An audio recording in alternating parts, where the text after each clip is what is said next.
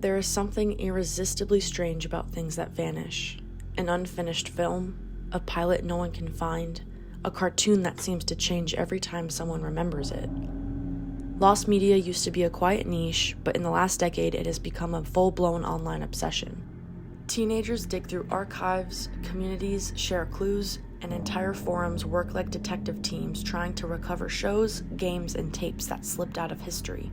Nostalgia and the thrill of the hunt have turned this once small hobby into a cultural force. Growing right beside it is analog horror, a genre built on grainy warped images, eerie PSAs, and terrifyingly calm broadcasts. Projects like the Mandela Catalog, the Pink Morning Cartoon, the Rolling Giant, and the Five Nights at Freddy's VHS tapes have exploded online. They feel like lost media even when they're brand new, which is exactly why they resonate. Analog horror taps into the same emotions that make lost media so compelling. Its stories rely on things that are missing, corrupted, or only half understood. Instead of showing monsters directly, it makes the viewer uncover the horror themselves through footage that looks private, damaged, or forbidden. Both movements thrive on participation. They turn the audience into investigators. So why did lost media take off?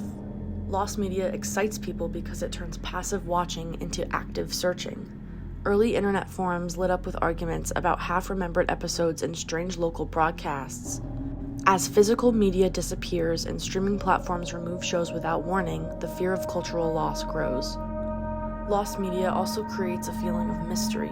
If something as harmless as a cartoon can vanish, what else might be hiding in an attic box or thrift store bin? Analog horror recognized that sense of possibility and used it as fuel. The Mandela Catalog uses incomplete footage to create fear. Its alternates appear in broken recordings, missing scenes, and warped faces. Viewers fill in the blanks themselves, which makes the horror feel personal. This mirrors the thrill of finding a tape that should not exist.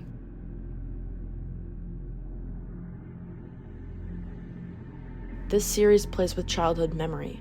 It feels like an old cartoon someone rediscovered, except the timing, tone, and visuals are slightly off.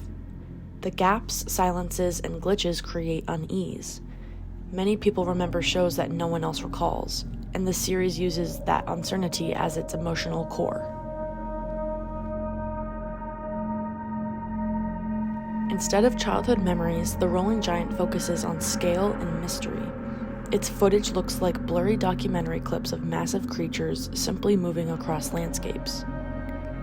The low quality and strange framing make viewers interpret what they are seeing, just like investigators analyzing obscure found footage.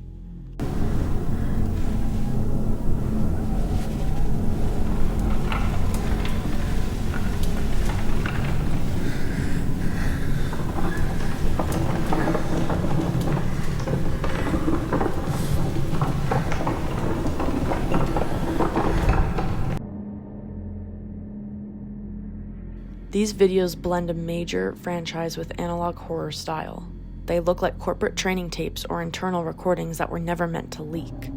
The degrading footage and suggestive details turn the audience into detectives decoding hidden lore. They also show how accessible analog horror has become. Anyone can add to the mythos.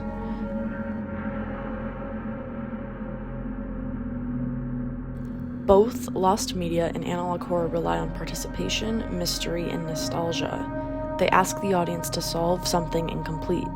They turn old technology into emotional storytelling, blending comfort with dread.